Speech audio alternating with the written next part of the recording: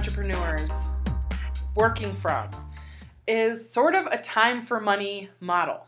And I recognize it because I used to be in that model. I now consider that more of my prostitute days. I used to be a prostitute. I used to trade my time for money. And that's the big thing that I've shifted now. Because if you're trading your time for money because you wouldn't really be doing this thing that they're asking you to do, might be a perfectly great thing. So it might even be something that you're really good at, but it's not how you would prefer to spend your time. But you're doing it because they're going to pay you for it. There's nothing wrong with it. It works. People do it all day long. You can totally make money that way.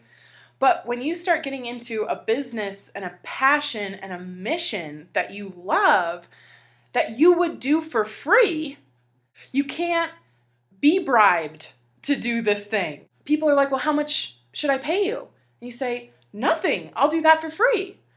And I see a lot of entrepreneurs making nothing for their services, even though they love to give their services. So what I'm seeing myself and others moving to is a value-centered, client-centered model of money exchange, where they're not paying for your time. They don't get to just hire you and then ask you to do whatever they want you to do. They're paying for the result that they're getting from you. They're paying for whatever you're bringing into their life, and they can put a value on that. So we move to client-centered valuing of what we're offering. I think you can jump past a lot of the self-worth stuff and the ego stuff that comes up around how much am I worth, how much is my time worth. That's all issues to be worked out and everything. That's fine. We'll get those worked out. But you can start valuing your services now, not based on how much you think you're worth, but based on what result it's going to get for the client in the end. I see people getting stuck on this when they think I'm just telling them to raise their prices. Don't trade time for money means don't trade time for money. It doesn't mean trade more money for less time. There's nothing wrong with that old mindset. It does work. People will ask you, how much is your hourly rate? How much does this cost? And you could say, well, it's going to take me 3 hours.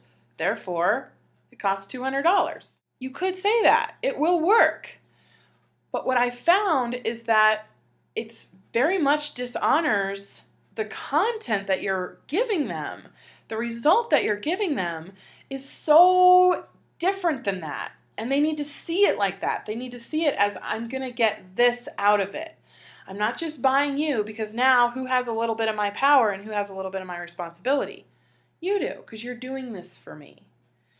Why don't I pay you for information or result and put the power back in my hands? I want to pay you for this change in my life. It does bring up a lot of questions of, if I'm not worried about me, if I'm not getting people to pay me for my time, then how do I price this service? How do I price this package? And that is the absolute crux of the entrepreneurial struggle. As long as it is about you and your time and what you want and how you see it and what you want to say and what you want to call it, you're going to be feeling rather alone in this struggle to get your message across and to really say what you do in a really good way. It's not about saying what you do. It's about hearing what other people want. As soon as you really get clear on that stuff for yourself inside, you're going to start paying attention to your clients. The result that they're going to get. Notice I said the result they're going to get, not the result I'm going to give them. Not how I'm going to help you. What are they wanting?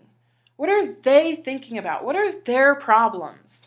What am I really solving for them?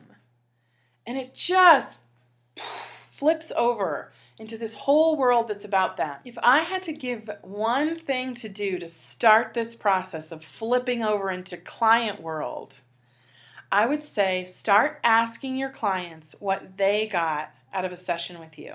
What did you get from this? And just listen. Don't try to keep teaching them.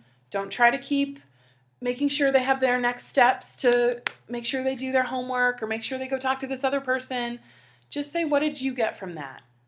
Thank you for sharing that with me. And just listen to what they say and see how it's a different world from you. Just realize that there's a whole other world going on there for them.